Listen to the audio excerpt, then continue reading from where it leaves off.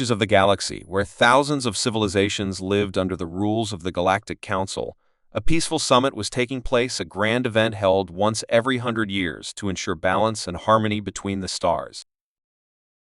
Leaders from every powerful species sat around a massive crystal table on the neutral planet of Virex 9, their glowing translator orbs hovering silently above their heads, making sure no word was misunderstood.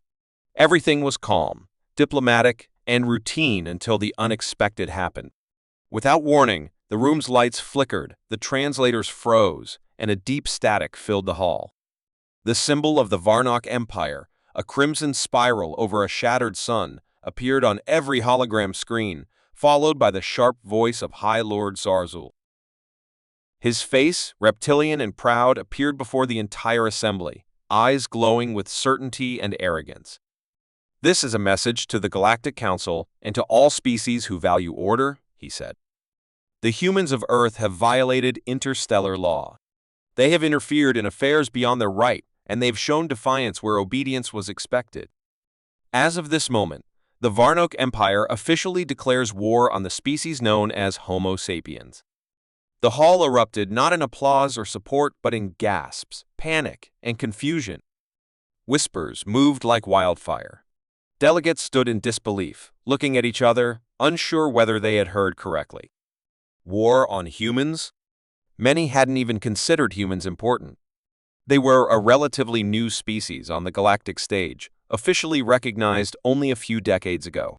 While known for their curiosity and adaptability, they were not viewed as a real threat. Some species laughed quietly, thinking the Varnock were wasting their time. Others felt uneasy.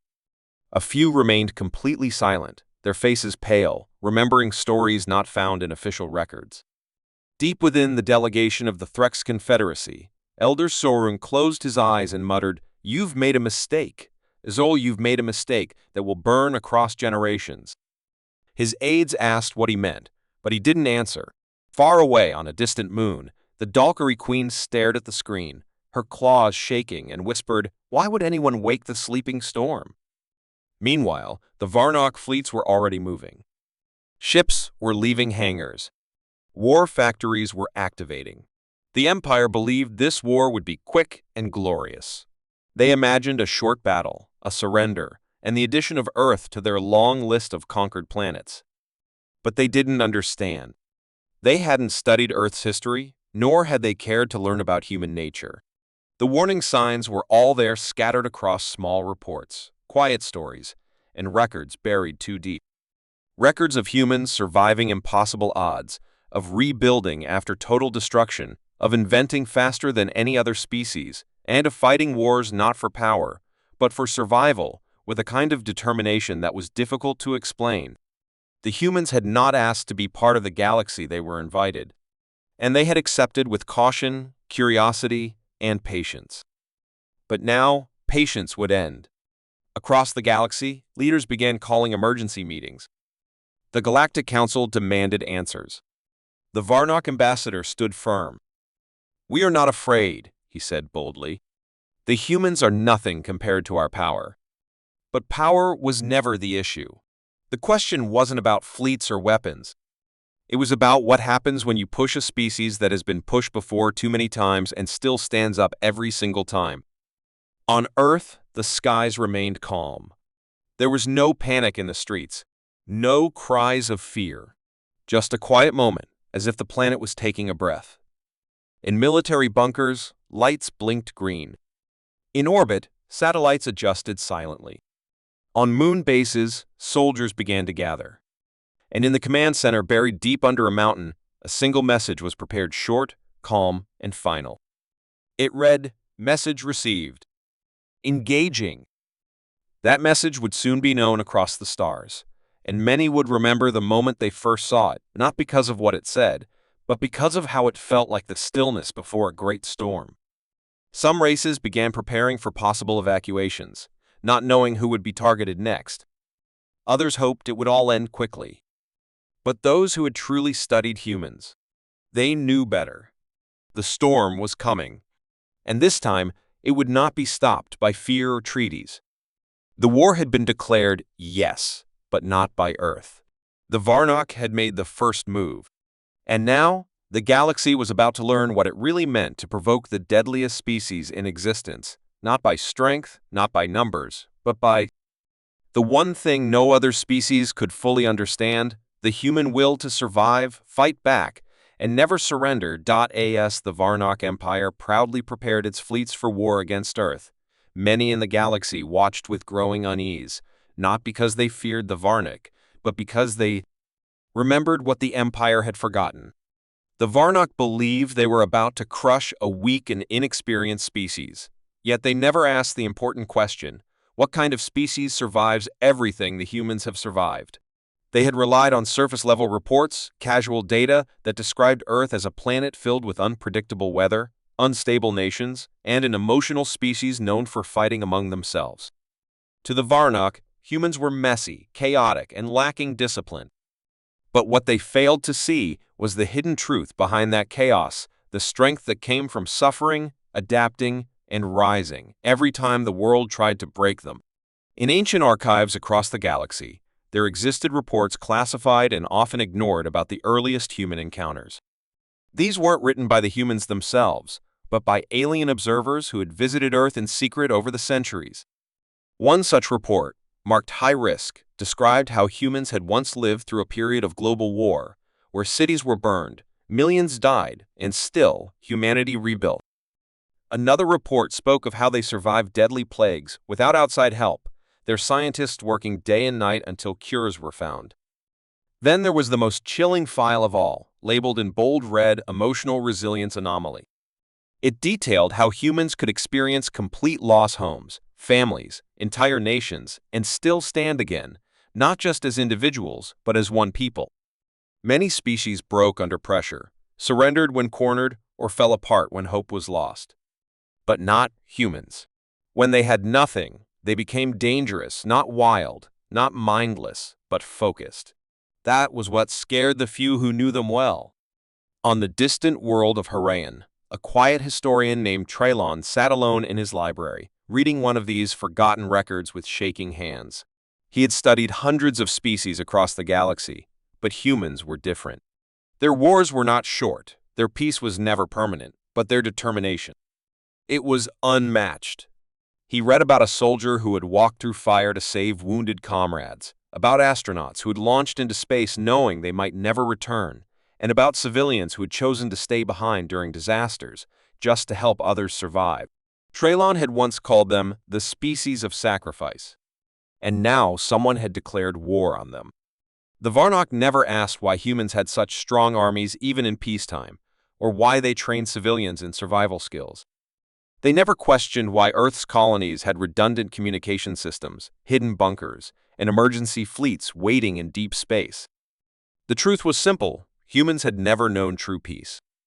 Even in their most advanced years, they prepared for the worst because the worst had already happened to them, many times over.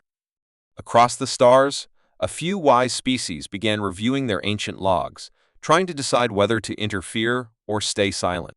The Glenari Council, known for its neutrality, held a secret vote. "They will not need help," one counselor said. "They never ask for it. They endure. They strike when the time is right." On the ice-covered world of Kalos, a retired admiral who once served during the First Human Contact War stared at the night sky and whispered, "They're not the prey. They're the storm." Meanwhile, back in the Varnock Empire, excitement filled the air. Young warriors celebrated, believing they would soon return as heroes.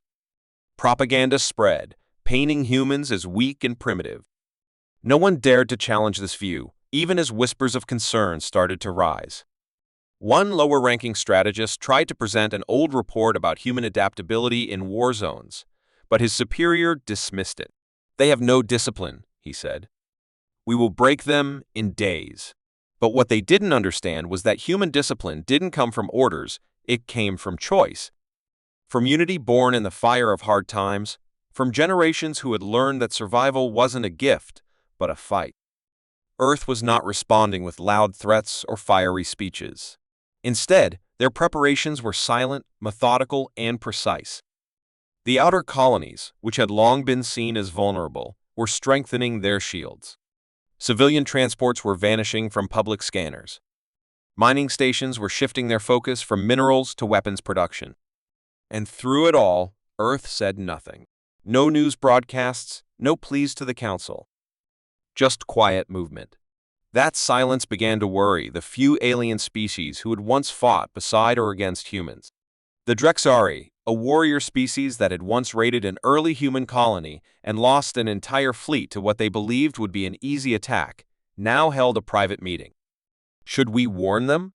One asked. Their leader shook his head. They already know. And if history teaches us anything, it's that once humans prepare in silence, they are already at war in their minds.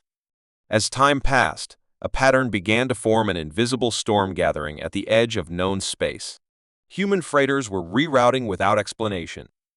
Starports began operating under strict protocols. Even their artists and teachers were enlisting in quiet numbers. They weren't doing this because they loved war. They were doing it because they knew how to survive it. A species that had walked through fire, starved through winters, and bled on their own soil for freedom would never be taken lightly. But the Varnock still didn't see it. They had ignored the records. They had dismissed the warnings. They had chosen pride over wisdom. And now, they were standing at the edge of something they did not understand. Not just a war, but an awakening. Because deep in the heart of every human was a memory not of comfort, but of challenge. And now, as the stars prepared for what was coming, the galaxy would soon remember what the Varnock chose to forget. Humans are not made strong by peace. They are made unstoppable by hardship. For days after the Varnock Empire's declaration of war, the galaxy watched Earth with growing tension, expecting loud retaliation or desperate cries for help. But what came instead was silence, heavy, calculated silence. No speeches, no threats, just a world that seemed to vanish from diplomatic channels while its people moved in eerie coordination. Earth's response was not made with noise but with preparation, and that quiet reaction sent a chill across the stars. Governments across all continents entered emergency protocols without broadcasting panic. Civilian flights were grounded without protests. Entire cities went into lockdown, not out of fear, but discipline. In the mountains of North America, underground command centers lit up with activity, while deep-sea bases activated long-dormant systems. Earth's oldest alliances, once divided by politics, now shared intelligence through encrypted satellites, military leaders meeting in virtual war rooms, where every face was calm and every word was sharp. They weren't planning revenge, they were calculating survival. In Earth's orbit, hidden defense platforms powered up one by one, shields and railguns aligning with the precision of a practiced orchestra. Earth's fleet, which had remained quiet for years under the banner of peacekeeping, now adjusted formations, repositioning destroyers, carriers, and stealth cruisers into dark space corridors only humans could navigate. In the asteroid belt, mining colonies were suddenly silent, their excavation lasers replaced by mounted plasma cannons, while cargo haulers began transporting crates that were locked, coded, and guarded by armed personnel. This was not chaos. This was muscle memory. Generations of conflict had taught humanity to respond not with fear, but with precision. In every school, students were calmly taken underground, not because the world was ending, but because their elders had prepared them for this day. Martial artists turned into instructors. Farmers became logistics planners. Hackers were quietly hired into the cyber division of Earth's space defense network. The transformation was total and invisible. One moment the world was silent. The next, it was a weapon. No one asked, "What do we do?" They already knew. In orbit, a small Varnock spy drone crossed Earth's defense perimeter, unaware of how closely it was being watched. Seconds later, it was caught by a non-lethal net field, pulled into a black ops station, and dismantled without leaving a trace. The Varnock, expecting a show of force or diplomatic outrage, received only one message on a private encrypted channel. It came without signature or location, just text: "You started this. You will not end it." The message spread through the Varnock command ranks like a virus, chilling in its simplicity. They had expected Earth to beg, to delay, to panic, but humans had done none of that. Instead, They had quietly vanished from the galaxy's stage, only to reappear as an organized machine of purpose and focus. On Earth's moon, long considered a peaceful outpost, something massive stirred beneath its surface. A hidden facility, long rumored and always denied by officials, began activating. Under layers of rock and metal, engines hummed, artificial gravity stabilized, and steel doors opened to reveal a fleet that no one outside Earth had seen before. It wasn't just a defense fleet. It was a last resort strike force, designed for speed, silence, and devastation. Their names were Simple Obsidian, Hammerfall, Revenant, each ship a ghost from war exercises never made public. The soldiers assigned to them didn't wear standard uniforms. They wore black, without insignias, because their job was not to be seen or recognized, it was to finish what others couldn't. And as they boarded in total silence, the galaxy realized something terrifying. Earth had never stopped preparing. They had just waited. Meanwhile, in the shadows of the solar system, human diplomats reached out not to allies, but to enemies of the Varnock. Pirates, rebels, and exiled empires were offered information, weapons, or simply a chance to escape the Varnock's rule. No promises. Just options. Some took the deals. Others vanished without a trace. Their ships later seen flying alongside cloaked human vessels near Varnock territory. Earth didn't want glory. They wanted an advantage. They didn't march forward, they closed the net. And still, no major announcement came from Earth. No declaration, no dramatic broadcasts, just movements, codes, and strategy. The galaxy began to whisper, "What are the humans doing? Why aren't they speaking?" But those who knew humanity well understood when humans speak, there is still time. But when they go silent, they are already moving. On a distant moon, an alien trader passed a human outpost and noticed something unusual. No laughter, no small talk, just soldiers training under silent commanders. In the control tower, a young officer monitored 3 incoming signals with a steady gaze, her hands calm, her voice sharper than a blade. She didn't speak of fear or anger, just duty. When the order comes, she said to her team, "We move." No second chances. And they nodded without hesitation. Earth was responding not to prove itself, but because its people understood what was at stake. They weren't just protecting their planet. They were protecting their right to exist in a galaxy that had underestimated them for far too long. In the outer rings, the Varnock began deploying scouting parties, still expecting resistance in the form of panic. Instead, they found empty stations, scrambled coordinates, and trail after trail of misdirection. They chased shadows while human ships stalked them from behind, scanning every weakness, every flaw in their design.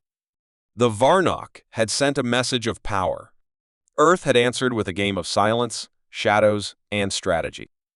No one saw their full force yet. No one heard their battle cries. But deep in the cold blackness of space, humanity was coming, not with anger, but with resolve. And those who had studied human history, those who had read the old forgotten records, now watched with dread. Because the most terrifying sound in the galaxy was not the roar of a warship or the scream of a soldier, it was the quiet hum of Earth preparing for battle. The Varnock fleet moved through the darkness with confidence, their warships like floating fortresses lit by deep red lights, their commanders calm and certain that Earth would finally reveal its weakness when faced directly. The time for hidden messages and silent preparations had ended. Now came the clash, and the Varnock expected terror, retreat, or at least some desperate attempt to talk. But as their ships entered the outer edge of Earth's defense zone, they were met with nothing. No welcoming fleet, no final warnings, no desperate messages, just silence and empty space. The sensors showed only a few small human vessels, slow and lightly armed, floating like lost cargo ships in the void. The Varnock commander, Admiral Rethkar, laughed at the sight, believing Earth had finally run out of tricks. He ordered the fleet to move in and prepare for quick victory, not realizing he had just stepped into the most carefully laid trap in human history. One of the small human ships suddenly turned and sent a simple ping, not of a threat, not even a full signal, just a soft pulse through subspace, and that's when everything changed. From behind the cover of a dead moon, A dozen human stealth ships uncloaked at once, their weapons already locked, their movements impossibly smooth. They didn't fire first, they waited. And when the Varnock ships started to turn their weapons, Earth's fleet vanished again into the black, shifting positions, confusing scanners, making it impossible to track. The Varnock fired wildly into empty space, their own ships panicking as human vessels reappeared at their flanks and disappeared again like shadows. Within seconds, one of the Varnock cruisers lost its engines, not destroyed, but disabled perfectly, drifting helplessly as humans boarded it using silent breach pods. The boarding crew didn't speak. They moved like ghosts through the corridors, disabling systems, locking down control rooms, stunning guards, never firing to kill unless attacked. The crew of the cruiser was shocked, not because they were defeated, but because their enemy wasn't acting like one. They expected brutality, vengeance, hatred, but instead saw cold precision and professional calm. The humans didn't cheer, didn't taunt, didn't even speak. They just moved with purpose. On the bridge of another Varnock ship, officers scrambled to decode human movement patterns, but nothing made sense. Earth's ships didn't follow common tactics. They moved like predators, testing every weakness, mapping every reaction, and striking only where it would cripple. One by one, Varnock ships were disabled, boarded, or pushed off course, not destroyed. And still, no human broadcast was sent. No voice told them to surrender. The silence was louder than any threat. Admiral Riethker ordered his flagship forward, determined to face the enemy directly, but as they approached the center of the field, the stars seemed to blink, and the humans struck. From every angle, beams of white-hot energy hit their ship's outer shields in perfect rhythm, each shot timed to weaken and collapse specific defense points. Within moments, half the flagship's weapons were offline, and a breach team was already boarding the lower decks. Riethker watched in disbelief as the humans moved like they had trained for this exact ship. How could they know so much? Then it hit him Earth hadn't just prepared for war. They had studied every detail of their enemies while playing the fool. The humans knew their weaknesses better than they did. On one of the disabled ships, a young Varnock officer was cornered by a human soldier who simply held up a hand, no weapon raised, no demand given. The officer, confused, dropped his blade. The human handed him a tablet. "We want your leaders to understand." Then the soldier walked away, leaving the stunned officer behind. All across the battlefield, similar things happened. Humans disabling weapons instead of killing, locking down systems instead of exploding reactors, giving enemies the chance to retreat. It wasn't mercy out of weakness, it was control. Earth had come not to destroy, but to prove something that they could win without needing to become monsters. But that didn't mean they were soft. The few Varnock ships that fired recklessly or tried to ambush human forces were destroyed instantly and completely, with such speed and power that the wreckage floated cold before the crew even had time to scream. There was no cruelty in it, just finality. The message was clear: fight with honor, and you will be spared. Fight without it, and you won't even have time to regret it. As the battle faded and the surviving Varnock ships limped back into retreat, carrying stunned crews and half-functioning systems, the galaxy watched in shock. This was the first encounter. This was supposed to be humanity's test, their moment to survive or fall. But what had actually happened was something entirely different. The humans had not just survived, they had shown mastery. The Varnock fleet wasn't defeated by stronger weapons, but by smarter minds, better strategy, and a level of discipline that no one expected from a species once considered primitive. Back on Earth, no celebrations took place. The humans returned to their stations, repaired their ships, and waited. They didn't broadcast victory, they didn't need to. The galaxy already knew. The first encounter had been a warning, not just to the Varnock, but to everyone watching. Humanity was not desperate, not savage, and not weak. They were something far more dangerous. They were prepared, long before the skies lit up with warships and the stars echoed with them. Sounds of conflict. There was a signal, faint and strange, sent from a small blue planet at the edge of a peaceful galaxy Earth. It was not a threat, not a boast, and not even a formal greeting. It was simply a broadcast of human history, culture, and the story of their survival. The message traveled for years, passed through dozens of civilizations, translated by machines, scanned by diplomats, and filed away as an odd curiosity. Most species heard it, laughed, and moved on. They called it emotional, primitive, too focused on conflict and struggle. After all, humans spoke of world wars, famines, disasters, and yet always ending with the same strange truth they endured. The Council of Galactic Harmony, a proud alliance of peaceful races, reviewed the broadcast only once in a quiet session, concluding that humans were too chaotic to be invited into the interstellar community anytime soon. They believed Earth would learn patience in isolation or fall under its own chaos. They ignored the closing line of the human message, a soft voice saying, "We don't seek war, but we will never run from one." That line should have stayed with them. But they dismissed it like a whisper in a storm.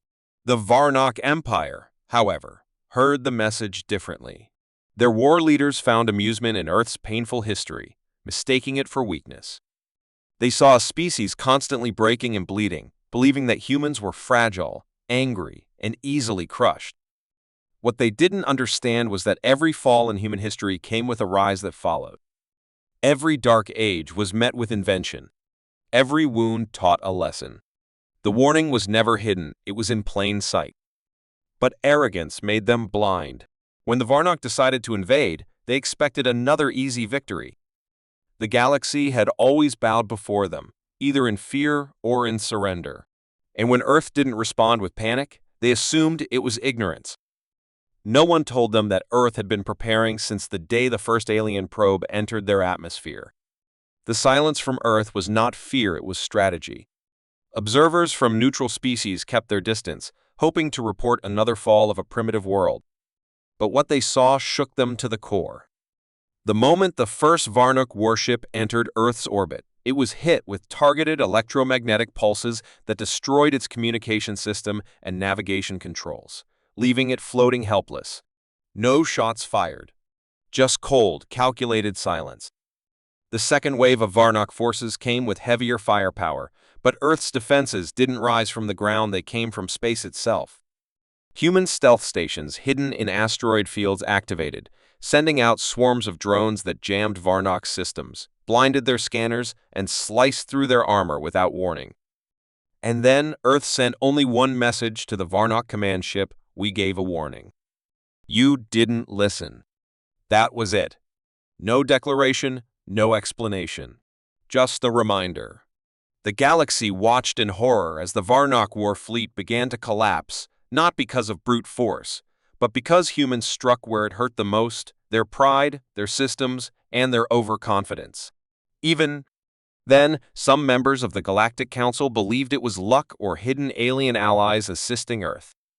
But the truth became undeniable when a captured human soldier brought before the Zainari High Court for questioning simply said, "You saw what we endured, and you thought it made us weak." That was the warning. The Zainari judge trembled, not because of the words, but because of the calm behind them. It was the same calm that had carried humans through centuries of disaster. The kind of calm only earned by facing extinction and still standing. Civilizations began reopening the files, studying the human message again, not as a curiosity, but as a manual for understanding what was coming. They read about cities rebuilt from ashes, about nations uniting after centuries of war, about soldiers who kept fighting with broken bodies, about explorers who crossed the void with nothing but dreams and rusted machines. Suddenly, the parts they once mocked now made them uneasy. It was all there: the clues, the warning, the truth of a species that didn't quit. And still, more aggressive empires ignored the signs. The Drex Collective, believing they could succeed where the Varnock failed, launched a silent invasion using shapeshifters to infiltrate Earth's infrastructure. But within weeks, every Drex agent vanished. No war. No noise. Just silence. It was later discovered that humans had seeded their own systems with AI that could detect even the smallest pattern deviation, systems designed not for tracking humans, but for detecting what wasn't human. One of the few surviving Drex infiltrators, when rescued by his own people, kept repeating the same thing: "They were waiting for us." They knew. It became clear to everyone that Earth had never truly been unprepared. The humans had been listening, watching, studying every ship that entered their system, every transmission that crossed their satellites, and every movement in the shadows. Their silence wasn't ignorance, it was patience. The warning was never meant to scare, it was a chance to avoid this outcome. But pride had made the galaxy deaf. Now, Earth didn't need to speak. Their actions spoke louder than any message ever could. They didn't expand, didn't invade, didn't claim territories. Instead, they rebuilt what was broken, healed what was hurt, and quietly upgraded their systems while keeping to themselves. But every star nation now knew, if Earth ever did speak again, it would not be a warning. It would be final. And suddenly, that old line from the original broadcast echoed in the minds of all leaders, diplomats, and commanders across the stars. We don't seek war, but we will never run from one. And this time, they listened.